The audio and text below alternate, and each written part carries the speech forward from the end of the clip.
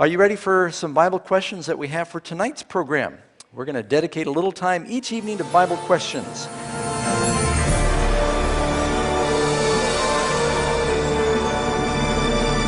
Good evening, and we're so glad that we're here with you tonight and that you're here with us. Our first question, last night you said if someone could email you and let you know what one with 33 zeros after it they should, and someone did, and it's called a decillion. There you go. One with 33 zeros is a decillion. You better write that down. You might use that frequently. You won't be using it with your bank account, I'll tell you that. All right. Our next question is Isaiah 4:1 referencing that the 7 churches in Revelation are all claiming to be self-righteous movements?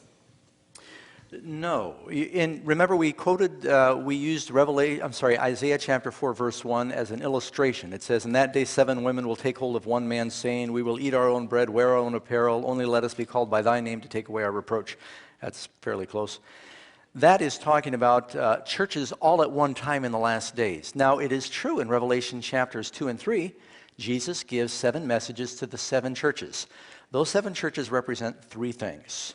First of all, it represents a cycle of history that God's church goes through from the first coming of Jesus to the second coming. Church starts out with that first love, and then it begins to slip during the church of Ephesus, and goes through the stages of Smyrna and Thyatira and Philadelphia and Sardis and Laodicea and so forth. And it's a cycle that the church goes through over the history from the first coming to the second coming. We are now living in the age of the church of Laodicea, the lukewarm, indifferent church. It's also a cycle that churches can go through. Some congregations raise up, they're on fire, they've got that first love, and then you track them a couple of generations later, they're lukewarm. It is also a cycle that an individual can go through in their experience with Jesus. We start out with that first love, and over the years, we can lose it. And so it's a warning. It's a cycle that people sometimes go through. And Jesus warns against the pitfalls of the Christian experience in those 7 churches. All right. Will the coming Antichrist be a person, computer, or organization? We have a lesson on the Antichrist, and we're going to answer some of your questions by saying, keep coming. And so we've got a lesson on that, so I don't want to say too much. How reliable are our dreams as a predictor of the future? Well, if you're a prophet, if you're a prophet of God, they're very reliable. Most of us, our dreams are the result of everything from your mind is sort of rebooting. Your computer is rebooting during the night. It really does. You just sort of process that stuff. In Ecclesiastes there, Solomon says, "A dream comes through the multitude of business." Now, I know I used to snow ski a lot when I went to this one school in Maine. And after a week of snow skiing, I would go to sleep at night, and I was in my dreams. And I play racquetball. No, you've never noticed this before, but she may have noticed the next one here. I play racquetball now. I haven't lately, but I mean, not since I've been here, but I like to play racquetball, which is a very fast game. You got to react quick, and sometimes I'll lay down to go to sleep. All of a sudden I'll go, and then it's coming, repetition makes you dream. And so that might have something to do with it. And sometimes, like I said, it could be something you ate, indigestion.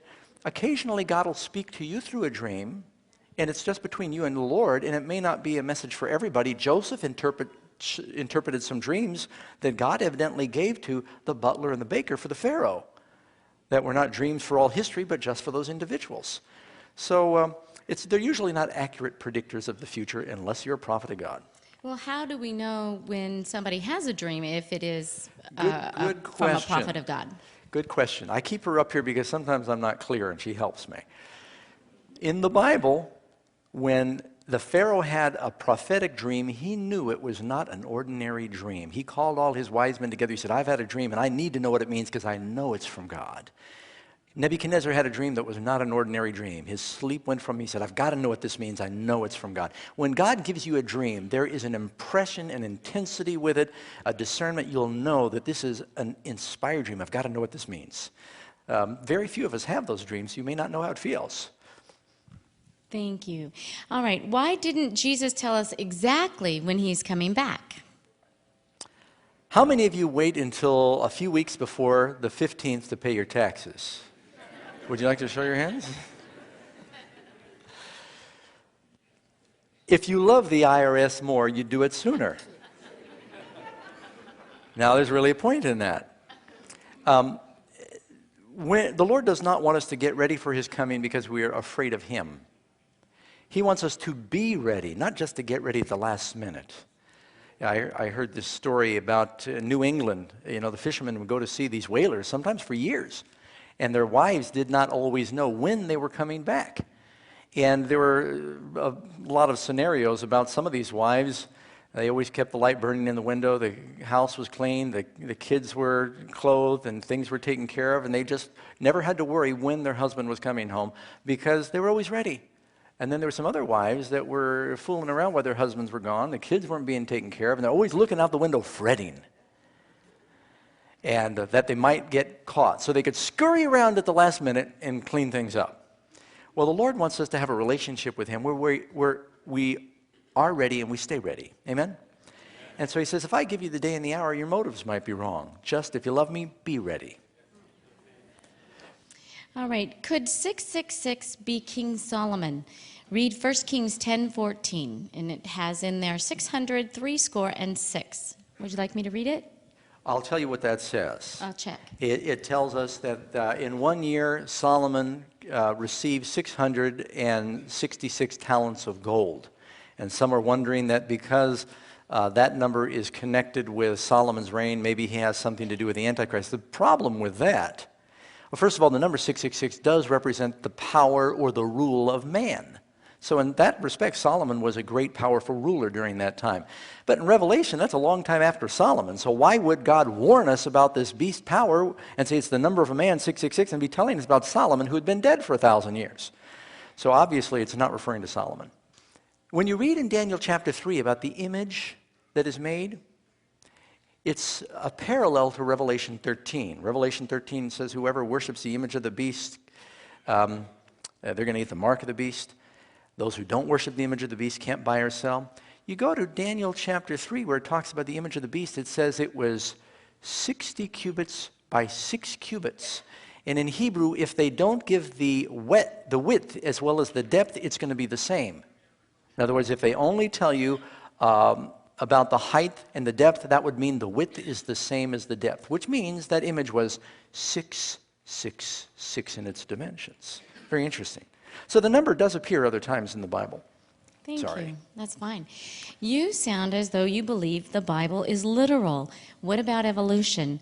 How can all the scientists be wrong? Last night you were praising technology. Well, I do praise technology, but I think we all know that even technology has its pitfalls.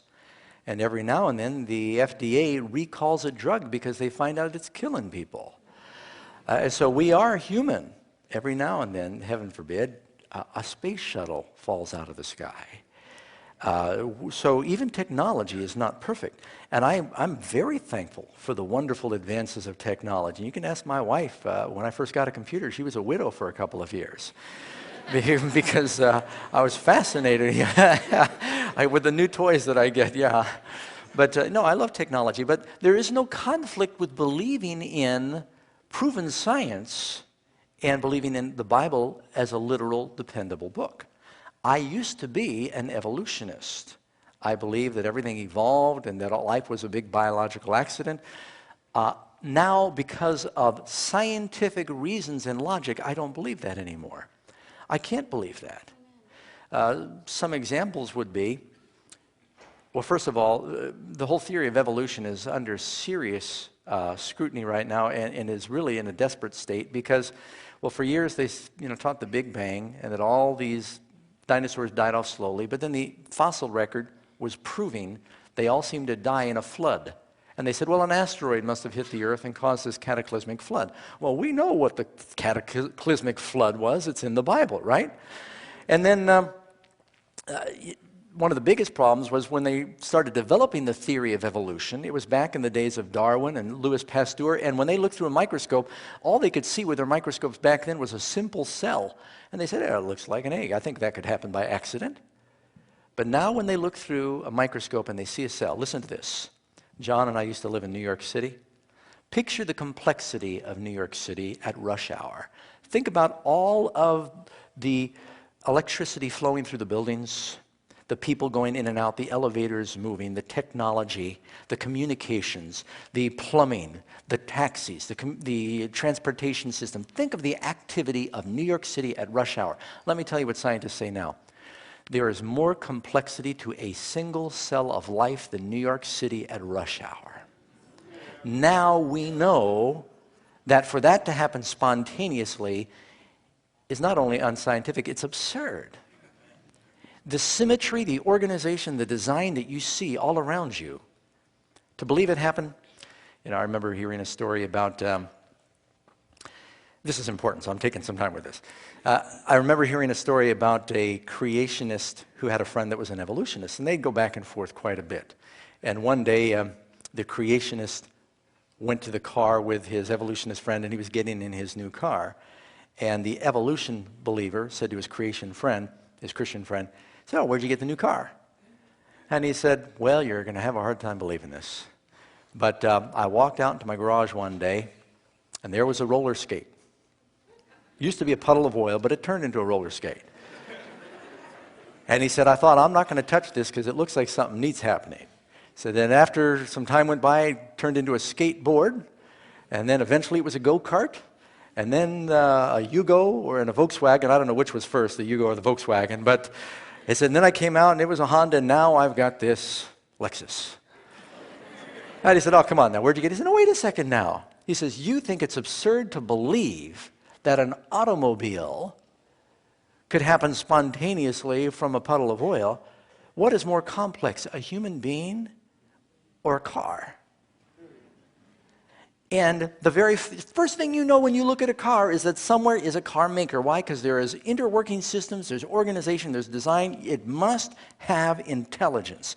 The idea that all of the creative genius that you see around you all the time happens spontaneously is absurd. Now, I'm not trying to ridicule you because I used to believe that, and I'm embarrassed. But it just is not scientific. Well, just when you see a baby and its birthing process, and it's just miraculous. It's just I don't know how little people come out of big people. Me either. That is really strange when you think about it. And you know what? You made me think of something else. Pardon me, dear. In evolution, when it begins, they say that, lightning struck the primeval ooze and somehow life was formed, a single cell of life. And you know how cells used to, according to evolution, procreate? They decide to start a family, and that cell would split. And, whenever things wanted to multiply, they just split in two. Well, that's very efficient when you think about it, and some cells still multiply that way.